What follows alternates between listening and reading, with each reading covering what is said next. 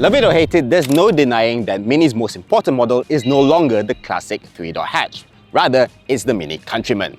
As more and more people gravitate towards SUVs, it's no surprise that Mini's version has become a big sales success. It's been so successful, in fact, that there's now a smaller, cheaper model, the Aceman, to take advantage of all that popularity. All that has allowed this new third-generation Countryman to be much bigger and more practical. It's available as an EV, but we're taking it back to the basics here, the pure petrol Countryman S. Is this still the Mini that most people should buy? Let's find out.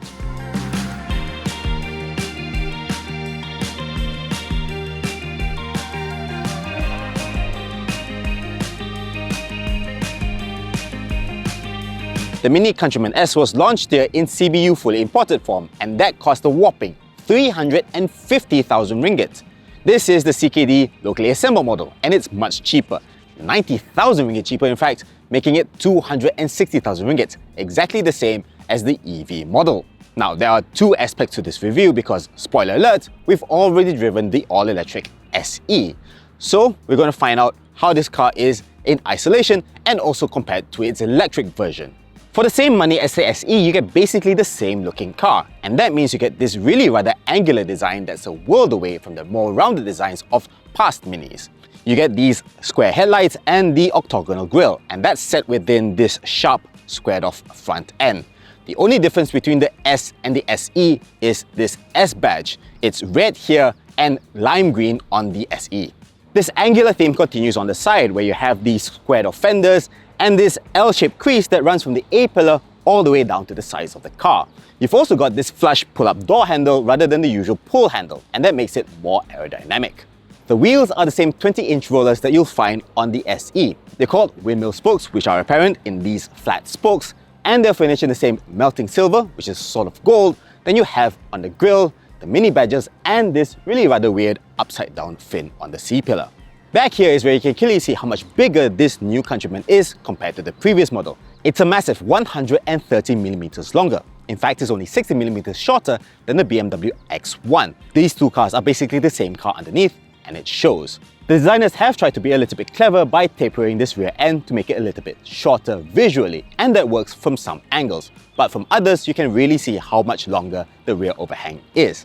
The design itself is much simpler than before. You have this flat tailgate, this large rear spoiler, and these matrix LED taillights. Now, the lighting signatures for both the headlights and the taillights can be customized through the screen, and you can even set the taillights to have this really rather cool Union Jack graphic.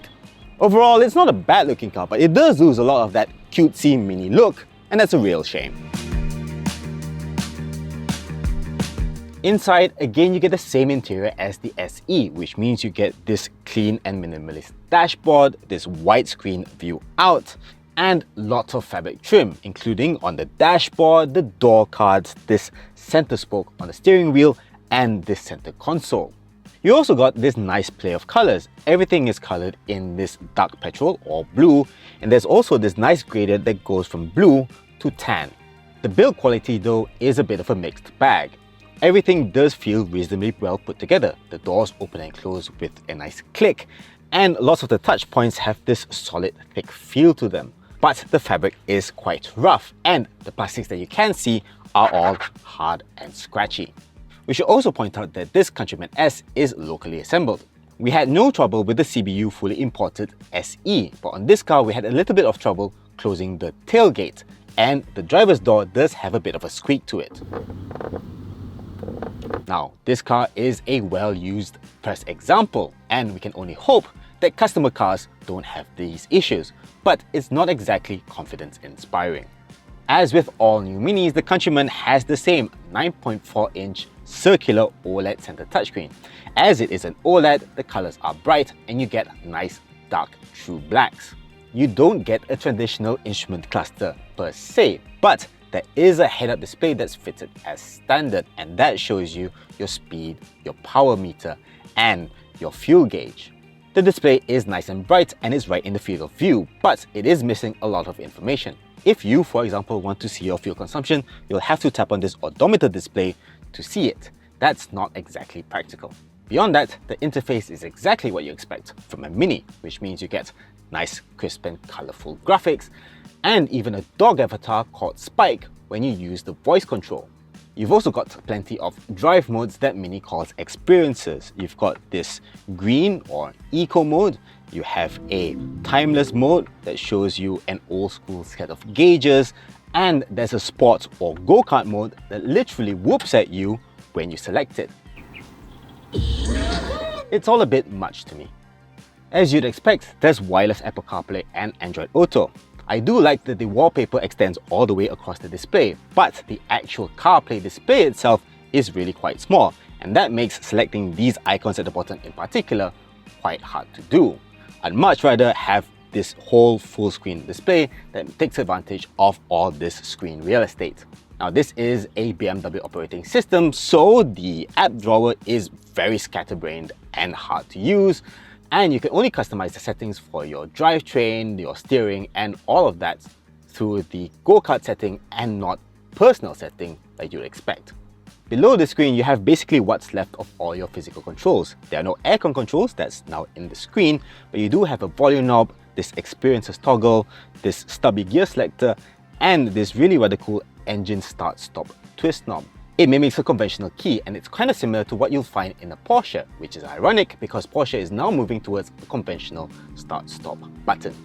You've also got this open center console with the wireless charger, your cup holders, this really quite small covered storage box, and this armrest that slides forwards and back. You've only got this quite small box and all this open space all around it. I think it's a bit of a missed opportunity. The biggest benefit of having such a big car is that the rear seat space is no longer as cramped as a Singapore apartment. This seat is in my driving position and I'm 173 centimeters tall, and as you can see, I have loads of rear legroom. Headroom is a little bit tight, but it's still manageable. And even though this front seat is pushed all the way down, there's still loads of room for me to slide my feet underneath, so it feels really spacious.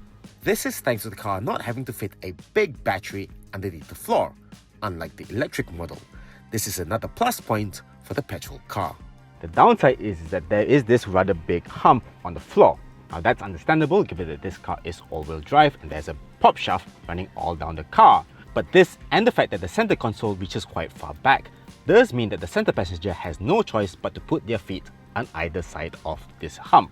And that means if you have 3 adults sitting at the back, they all have to fight for foot space. On the plus side, you do get your own rear aircon vents, 2 USB-C ports, and these 2 cup holders inside of this center armrest.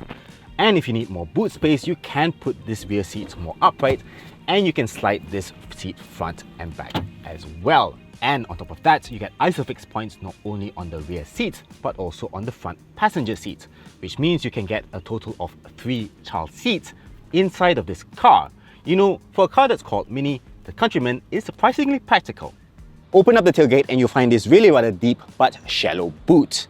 The official figure is 450 litres, which is exactly the same as before, even though this car has a much longer rear overhang. And on paper, despite this being a pure petrol car, it is 10 litres smaller than the SEs. But the figures don't tell the full story, because underneath the boot floor, you get a much larger storage space. You don't have a large hump for the batteries. And you can lift up this rear floor and it will stay there to make it easy for you to load stuff into that storage space.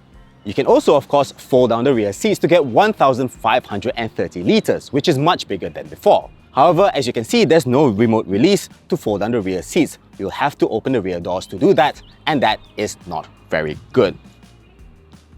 And finally, you have a hands-free opening and closing function with a kick sensor, which is becoming a rare sight these days. Right, enough standing around. Let's go for a drive. As ever, the Countryman S is powered by a 2-litre turbocharged 4-cylinder engine, producing 204 PS and 300 Nm of torque. The gearbox is a 7-speed dual-clutch transmission, and on this car, drive gets sent to all 4 wheels. That's the all 4 in the car's name. One crucial thing here is that unlike the CBU model that was launched last year, this car does not have the mild hybrid system that normally adds 20 PS and 55 Nm. The upshot of that is that this car gets from 0 to 100 km per hour 0.3 seconds slower than the mild hybrid version, taking 7.4 seconds. Top speed is the same at 228 kilometers per hour. We've known this engine and gearbox combination to be very good, very snappy, and yet very efficient. But something feels amiss here. There's no trouble with the actual performance, which is very, very strong. But at low speeds in particular, some lag has crept into this engine and gearbox combination. Now we'll have to give this car the benefit of the doubt here. Maybe it's just because we've driven the electric version. Next to that car, this car feels positively dead of boost. Perhaps it's unrealistic to expect this car to be just as fast as the electric version. After all, the SE has over 100 horsepower more than this car. But I think there's more than that. Put your foot down and it takes quite a while for the transmission to get going. And it doesn't do the whole DCT thing of changing gear very, very fast. It slurs its shifts much like an automatic transmission. And it isn't completely smooth, it is a little bit jerky, and on those long slurred shifts, you can feel the point in which the clutch engages and the car moves forward. There's a little bit of a clunk there, and it's really not very nice. Now you can mitigate some of this sluggishness by pulling down on this gear selector down here. Now the icon says that it's L, but in actuality it feels more like a sports mode for the transmission, and it does feel quite snappy. But even here there's a problem, especially if you're driving in a sporting manner. And that's because there are no paddle shifters on this car. Then again, maybe that's not such a bad thing because you can't see the rev counter at all unless you go into go-kart mode, and then your entire screen gets filled up with gauges. You get the sense that this car isn't quite set up for the driver, which is a shame given how sporty previous Minis were. Now we're seeing this sluggish throttle response in many European cars right now, and it's hinting that European fuel efficiency and emissions regulations are starting to strangle these cars. I think it's putting European petrol cars at a disadvantage compared to their electric rivals. This is the sort of situation where you would appreciate a mild hybrid system in this car, but again, this one doesn't have that. It does seem that BMW has taken out that mild hybrid component and just left it there instead of retuning the engine to cope with that. Now in terms of efficiency, this car has a claimed fuel consumption figure of 6.8 litres per 100 kilometers. In the real world, we've been averaging closer to 9.8 litres per 100 kilometers, which is still fairly good for such a powerful car that's still quite heavy. Now the news does get better when it comes to refinement. This car is fairly quiet, even though there is a 2-litre engine running in the background. You can just about hear it, but it's not intrusive. And you do get a nice exhaust note over here, which is quite apparent when you start the car and when you floor it. It's deep, bassy and woofly without being drony. The road noise is a little bit more of a problem. I'm driving now at 100 kilometers per hour and you can hear quite a bit of road noise coming from these fat tires. Wind noise is quite well suppressed even with this upright glass house. Now you would expect the petrol Countryman to ride better than the electric one. After all, this car doesn't have to lug around all that weight coming from that battery. And the Countryman SE already rode pretty well, so what about this car? Unfortunately, the news isn't quite so great. The ride isn't uncomfortable, but I feel it's quite a bit firmer than the electric model. There's nothing in the spec sheet to suggest that this car is any different from the SE under the skin. They both use frequency selective dampers. But in this car, you do feel that this car rides over potholes and bumps not very well. It crashes over them, and it can get quite tiring. When you get up to speed, it does smoothen out a bit, but it still doesn't quite settle down. Even on what looks like a very smooth highway, it still fidgets about. And yet, when you get up to higher speeds, when you're really pushing it, it starts to get all floaty. It feels like Mini has given the petrol model a sportier tune just for the sake of it. You get off the drawbacks with very few benefits. One of those benefits is handling. This car does feel better tied down than the electric model. Without that heavy battery, this car does feel a little bit more nimble, more agile. It feels sharper. You get less roll and the car does turn in quite positively. But again, not all is well. The steering is very, very sharp, but it's completely lacking in feel. There's nothing coming back through the rim. And even though there's good grip coming from the tires and the all-wheel drive system, when you start to push it, all it wants to do is understeer. You can trim your line a little bit by lifting off the throttle and the car will tuck in quite nicely, but it lacks the playful feel that you get in Minis of old. Perhaps that's to be expected, given that this car is quite big now, it's more of a family car, and it's still quite heavy, even as a petrol car. Safety-wise, as with all Minis these days, the Countryman comes with all the things you'd expect: autonomous emergency braking, lane keeping assist, and blind spot monitoring. It also comes with all the hardware necessary for level 2 semi-autonomous driving, including a radar sensor for the adaptive cruise control.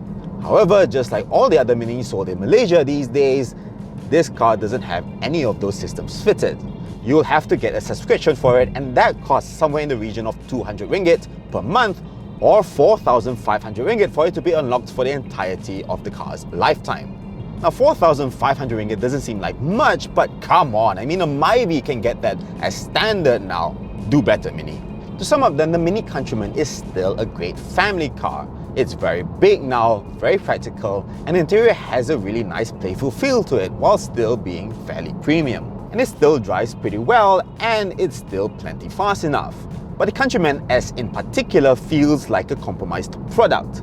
It's as if the petrol engine has been wedged into an electric car without any modifications. And as more and more manufacturers start to rethink their electrification strategies due to slowing EV demand and put engines in the electric cars, you'll start to see that more and more. Dare I say, this car just simply works better as an electric car. Then again, the SE doesn't have quite a range of some of its rivals, so both cars suffer from it.